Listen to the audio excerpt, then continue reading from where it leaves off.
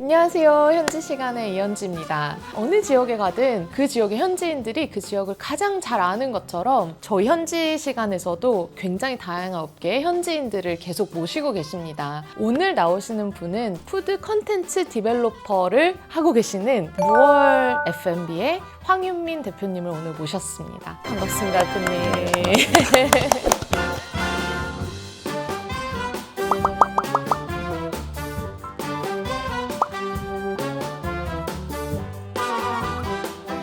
이런 시간 오늘 처음이시잖아요, 그렇죠? 네, 처음입니다. 너무 감사드려요. 네, 어색하시겠지만 오늘 자기소개 한번 좀 부탁드릴게요.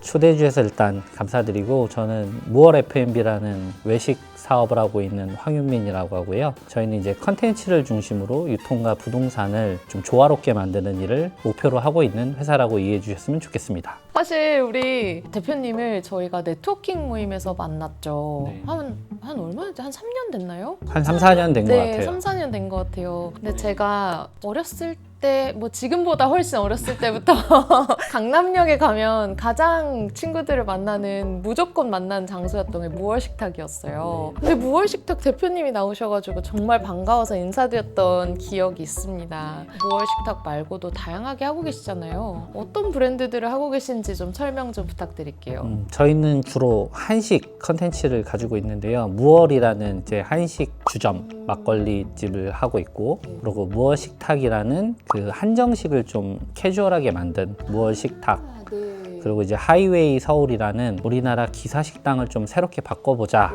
이렇게 만든 서울 기사식당을 이제 새롭게 만든 게 이제 하이웨이 서울, 그리고 까치와방이라는 꽃과 케이크를 다루는 카페, 그리고 이제 제가 혼자 하는 건 아니고 이제 다른 파트너들과 함께하는 브랜드가 이제 미미옥이라는 샤브샤브 브랜드, 그리고 버거보이, 버거집도 하세요? 네네, 버거보이랑, 그리고 이탈리안 그 브런치 바라는 컨셉으로 시오니노라는 브랜드 하고 있고요. 그리고 이제 치킨집을 하나 하는데 발라닥이라는 치킨집을 하고 있습니다. 아니 대표님, 쇼니노가 대표님이 하시는 것이었어요? 아, 네. 저랑 같이 하는 이렇게 함께 동료와 함께. 네. 저 너무 좋아하거든요. 아, 제가 좋아하는 브랜드 다 하고 계셨네요. 뭐 다른 것도 많이 좋아하시겠지만 사실은 저는 무얼과 무얼 식탁이 또 약간 같이 그냥 하시는 줄 알았는데, 아, 막걸리집으로 무얼을 먼저 시작하신 건가요? 저는 원래 그 F&B 시작을 프랜차이즈 가맹점주로 시작했는데, 처음에 제가 경험했던 브랜드들이 술집이었어요. 2개의 술집을 먼저 경험을 해보고, 그 다음에 이제 한식 브랜드를 런칭하고 싶은데, 한식은 포지션이 이제 한정식처럼 너무 높거나, 그렇죠. 아니면 백반집처럼 너무 낮거나, 그게 아니면 고깃집 말고는 좀 포지션이 비어 있었거든요. 그래서 좀 저는 프리미엄 한식을 하고 싶었는데 이게 처음부터 할 용기는 없었고, 그래서 원래 자신 있었던 주점의 방식으로 처음에 그 매장을 선택한 게 무얼이라는 춤출무 달월 해서 달빛이 춤추는 느낌이다 해서 물 위에 비친 그 물길의 일렁임이 춤추는 달과 같다, 이런 뜻으로 이름이 괜찮죠?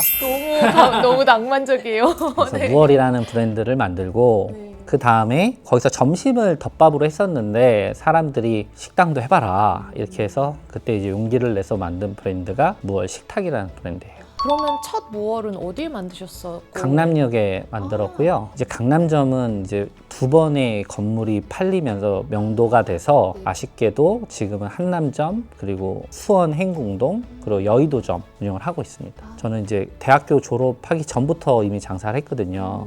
그래서 저를 가르쳐주는 사람이 없었는데 가맹점을 통해서 운영하는 법을 첫 번째로 배웠던 것 같아요. 브랜드를 만드는 단계가 아닌 이미 저한테 주어진 브랜드를 어느 위치에서 어떻게 운영해서 이익을 남기는가, 요걸 먼저 학습하는 시간이 저의 이제 첫 번째 장사 시기였던 것 같아요. 이게 굉장히 흥미로운 게, 지금은 가맹 점주가 아니라 아예 가맹을 유치하신 프랜차이저의 역할을 하시는, 그러면 약간 장단점 파악을 굉장히 잘하고 있으실 것 같아요. 아무래도 저는 총 3개의 가맹점을 해봤거든요. 그러니까 가맹 본사와 가맹 점주의 마음을 그래도 제가 남들보다는 잘 이해하는 것, 것이 있었고, 그래서 브랜드를 여기는 좀 말씀드리고 싶은 건 와라와라라는 브랜드인데 거기 대표님이 엄청 좋은 스승 같은 대표님이었어요. 되게 많은 걸 가르쳐 주셨고, 얼마 전에도 만나 뵙고 인사도 드리고, 또 저희가 뭐 해외도 관심 많다고 하니까 조언도 해주시고, 이런 관계로 지금도 잘 지내고 있습니다. 너무 바람직하네요. 아니 왜냐면 요즘 하도 뭐 가맹에 대한 이야기들이 막 여기 너무 많다 보니까 일단 하나 처음 시작부터 여쭤보고 싶은 건 대학생 때 아무리 가맹 점주로 시작을 한다 하지만 투자가 좀 필요하셨을 텐데 맞아요. 어떻게 종잣돈을 모아서 이렇게 시작을 하셨는지 그것도 좀 궁금합니다. 저희는 좀 운이 좋게 장사를 시작할 때는 주류 대출이라는 게 좀 잘 돼 있었어요. 그래서 치킨집이 지금처럼 많아지게 된 계기도 주류 대출이라는 무이자 대출 문화가 있거든요. 그래서 저는 처음에 새롭게 매장을 낸 게 아니라 망한 가게를 인수했어요. 근데 그 투자하는 비용이 주류 대출과 저희가 투자해야 되는 간격이 되게 좁았었어요.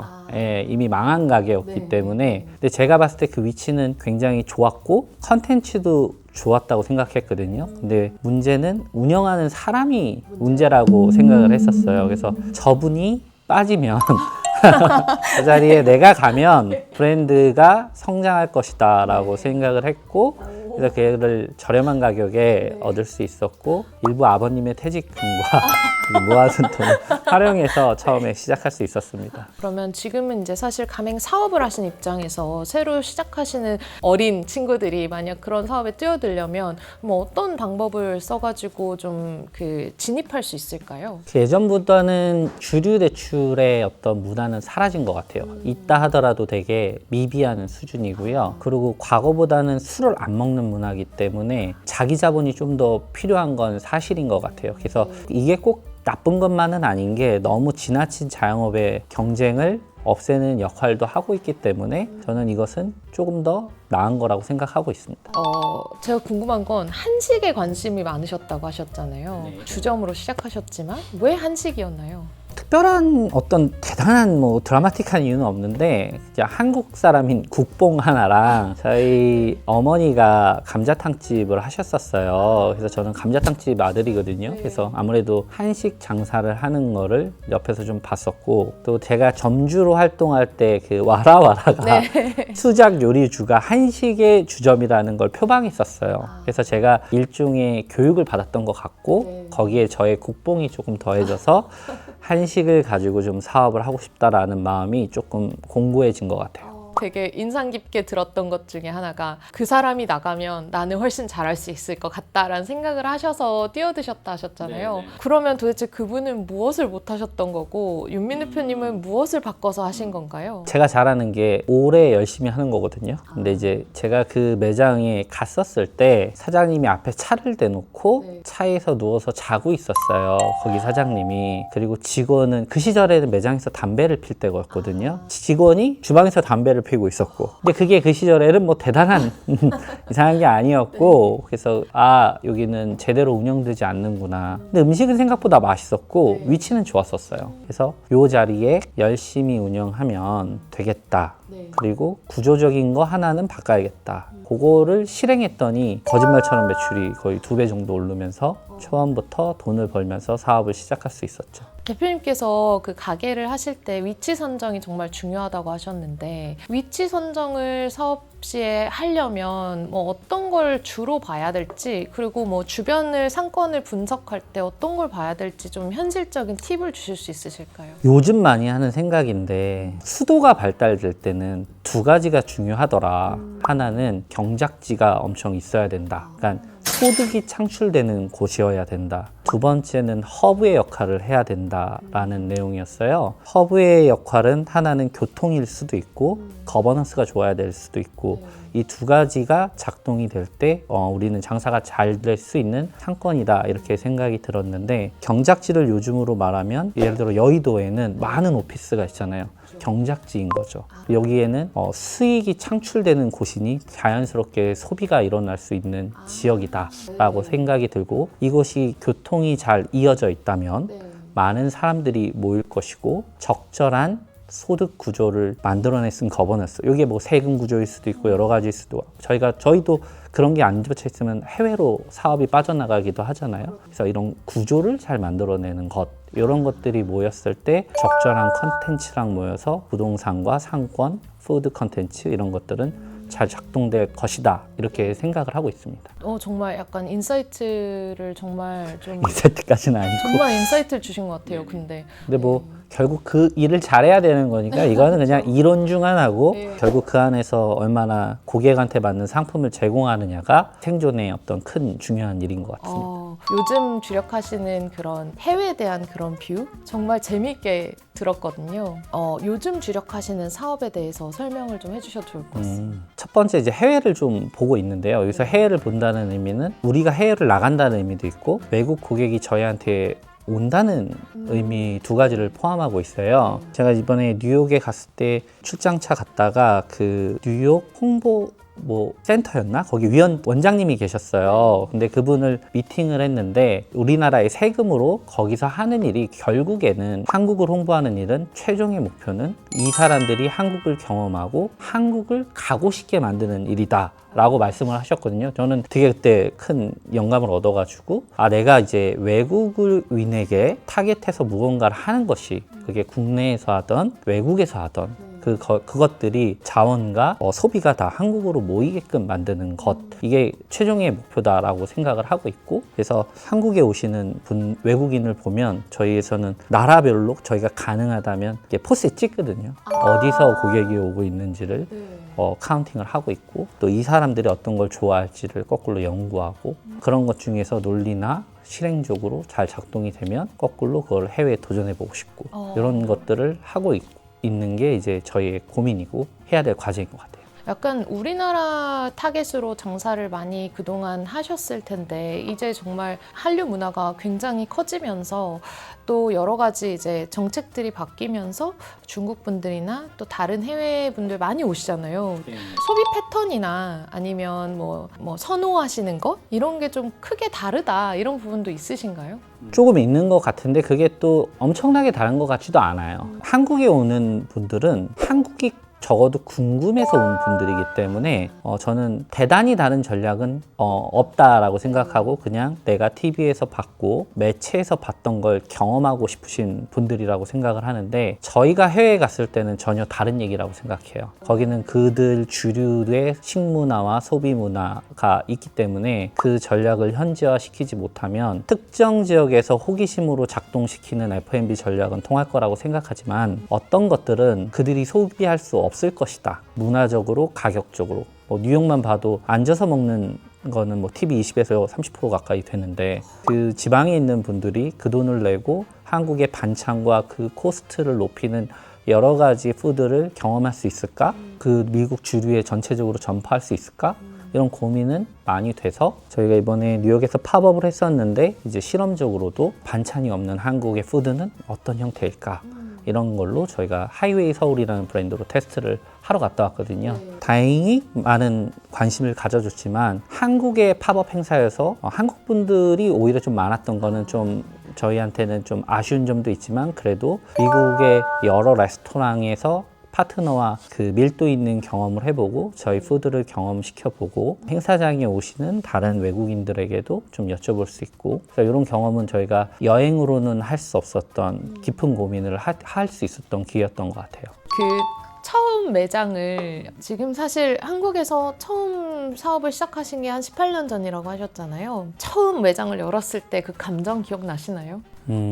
PCN 그릴 때인가요? 저희 포장마차 때인가요? 아니면 제 브랜드를 처음 냈을 때일까요?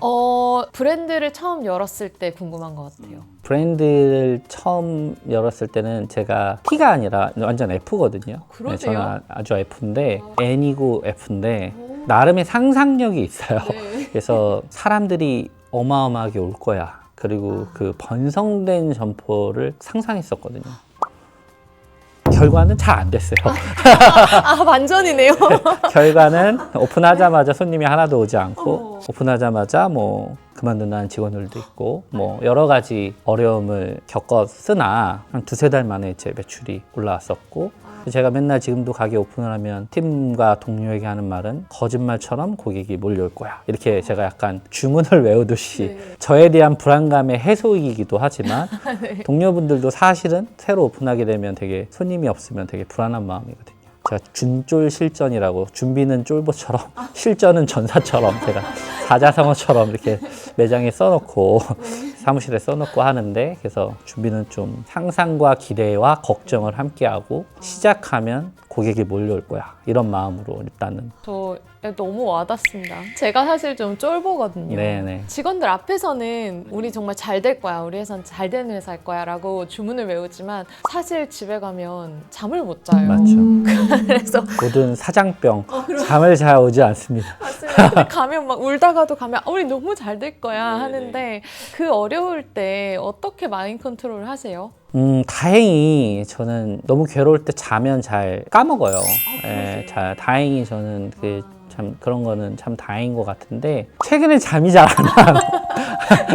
이게 문제라서 어제 처음으로 수면 그런 관련된 병원에 갔다 왔어요. 요새 왔다 갔다 하니까 시차도 그렇고 걱정도 많고 기대도 많으니까 밤만 되면 걱정과 상상과 기대가 머릿속에 너무 충돌하면서 계속 생각이 나서 계속 핸드폰 꺼내서 메모하고 찾고 메모하고 차면 아침이 돼요. 그러면 빨리 회사에 가야겠다 그러고 요새 일찍 더 일찍 출근을 하면서 일을 하고 있습니다. 그 F&B 사업이 특히나 우리 한국에서 정말 경쟁이 치열하잖아요. 되게 재밌는 점은 저는 유럽에서 굉장히 오래 체류를 했었는데 항상 내 단골 레스토랑이 있었어요. 나는 뭐 어디 친구랑 만나면 무조건 거기를 갔는데 한국에 오니까 단골이 많이 없어지는 거예요.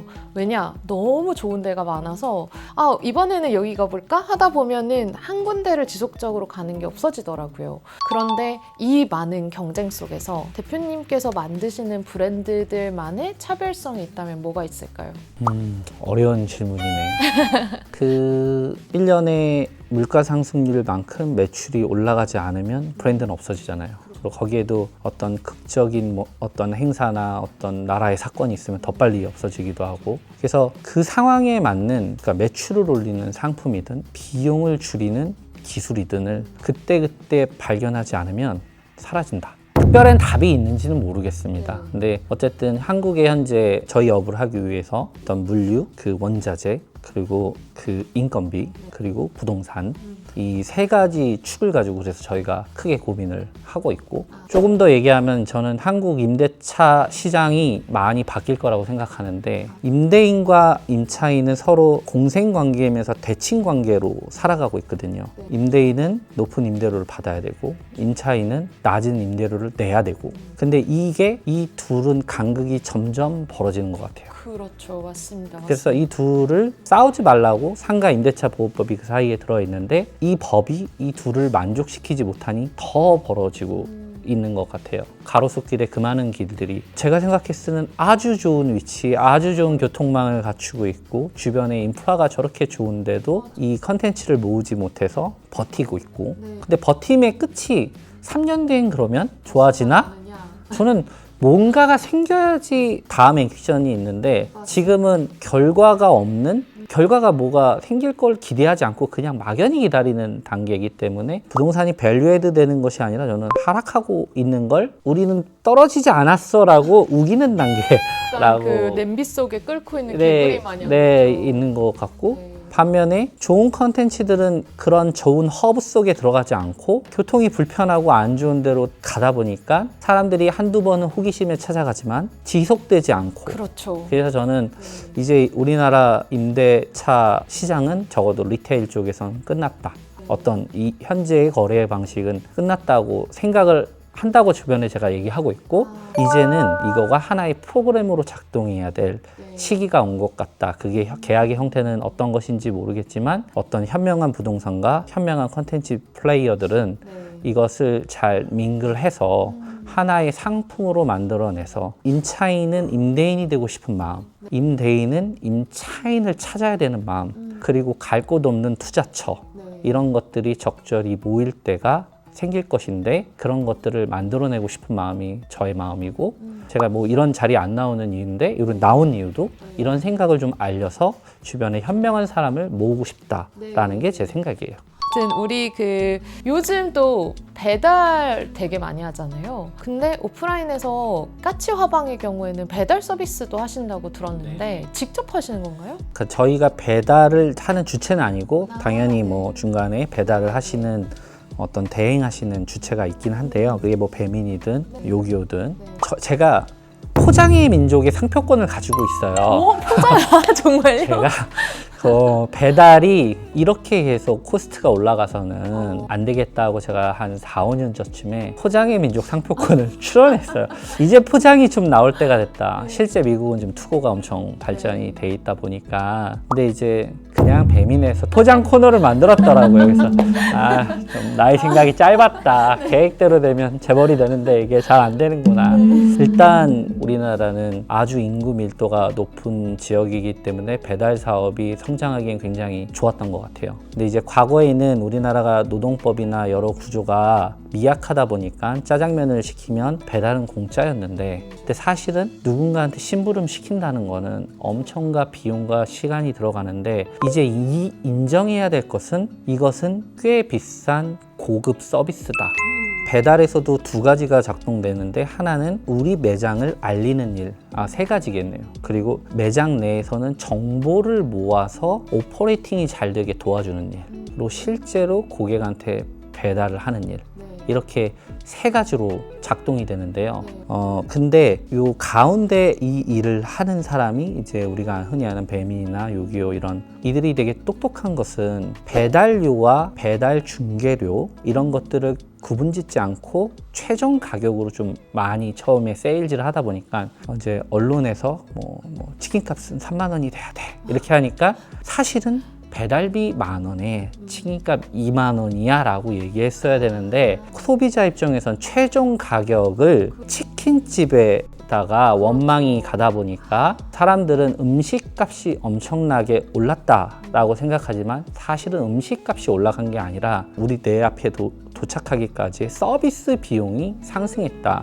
근데 여기에 이해관계자는 실제 오토바이를 타는 사람들도 과거에는 여러 노동법을 지키지 않았지만 지금은 비용이 상당히 올라갔고, 안전에 대한 이슈, 여러 가지 계약 조건에 대한 것들이 믹스 매치되면서 모든 비용이 상승이 됐거든요. 근데 그것이 소비자들이 지불해야 할 수 있을 정도의 비용이면 갈 텐데 이게 못 갈 수 있다. 그래서 제가 포장의 민족을 상표 출원을 했는데 그냥 알아서도 하고 있길래 이건 안 되겠다. 근데 저는 그래서 그 식당을 만드는 과정 속에서도 이런 것들을 우리가 고민하고 만들어내야 될 시기인 것 같고, 그런 브랜드들이 이제 곧 나타날 거라고 생각하고 있습니다. 그러면 꼭 한번 나는 이런 식당을 만들어 보고 싶다, 나의 꿈의 식당이란 이런 거다, 이런 게 있으세요? 그런 거대한 계획은 없고요.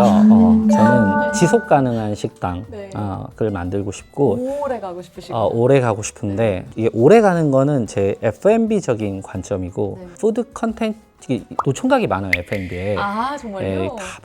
왜냐면 남들 주말에 일하고 남들 퇴근하면 우리는 점심도 해야 되고 저녁도 해야 되고, 그러다 보니까 이 워킹하는 시간이 상당히 길고 그게 일반 사람들의 삶하고는 조금 괴리감이 있어요. 그래서 그러면 이제 보상이 커야 하면 그래도 좋잖아요. 근데 제가 이 F&B의 갈망은 임대료 내고 인건비 주고 식자재 코스트 때문에 남는 게 별로 없어서, 보통 식당 사업은 너무 이렇게 저희가 흔히 자영업자들을 어렵다라고 그러고 조금 불쌍하게 보고 이런 경우들도 많이 있었거든요. 저는 그래서 F&B의 가치를 높이는 일, F&B 사업의 가치를 높이는 일이 저의 가장 큰 관심사고, 저는 그래서 푸드 컨텐츠를 중심으로 해서 보통 임대인이 임차인을 찾는 게 아니라 우리가 중심이 돼서 때로는 부동산을 개발하고 때로는 유통의 허브에 있고 이 업의 가치를 만드는 일을 해야 되는데, 이거는 지속성과 파생시키는 매출 두 가지를 같이 해내야만 가능하다고 생각하고, 결정적으로 외식업은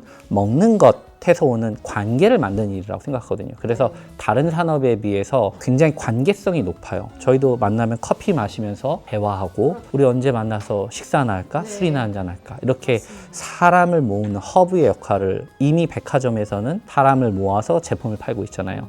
근데 이 밸류를 식당이 가져가는 것이 아니라 그 땅의 가치를 높이는 백화점이 가져가고 있잖아요. 그래서 저는 조금 더 우리가 현명해져서 좋은 컨텐츠를 가진 사람, 그리고 더 좋은 자원을 가진 사람들이 중간에 서로 너무 경쟁해서 이 기회를 놓치지 말고 적절하게 민글해서 수익을 만들어낼 수 있는 사업을 상상하고 있고, 그걸 하기 위한 노력을 열심히 하고 있습니다. 그 가맹사업 하시고 여러 가지 또 꿈을 꾸시는 이런 대표님에게 직업병이 있으신가요? 직업병은 이게 일과 삶이 분리되지 않는 것. 이게 좀 이건 진짜 병인데요. 네, 왜냐면 저희가 하는 건 너무 생활 밀접형이라서 이렇게 반도체를 만들고 댐을 짓고 다리를 놓고 뭐 이런 거가 아니다 보니까 아침, 점심, 저녁 제가 가는 모든 공간들, 제가 마트에 가서 만지고 보는 모든 상품들이 저한테는 다 공부의 재료들이고, 그래서 항상 텐션이 막 이렇게 유지되는 게 일상의 일거리가 널려 있다. 그래서 오프해서 쉴 수 없다라는 게 일단은 직업병인데, 뭐 그래도 잠깐씩은 쉬시는 날이 있으실 거 아니에요. 쉬실 땐 뭐 하세요? 생각을 정리하는 일을 합니다. 그것도 왜 그것도 일 같죠? 뭐 친구분들도 많이 물론 당연히 친구들도 만나고 친한 친구들이랑 뭐 맥주도 마시고 러닝도 하고. 그러면 아까 친구분들 만나신다 하셨는데, 친구들이 보는 황윤민과 대표로서의 황윤민은 어떻게 다를까요? 친구들은 거의 바보라고 생각하는데 맨날 이렇게 질질 흘리고 다니고, 저희 뭐 친구들 같이 놀러 가면 아무것도 시키지 않습니다. 뭐 예약 제대로 못해. 뭐 제 고등학교 친구들 이렇게 친한 5명이 있는데 제가 거의 바보라고 생각해요, 그 친구들은. 그러니까 너가 어떻게 사업을 하니? 이렇게. 제이라고 말씀해 주시는 건 사업할 때 만난 분들이고, 제 개인적인 친구들은 저를 다 바보, 멍청이 이렇게 생각하고 있어요. 여기 현재 시간에 시그니처 질문이 있어요.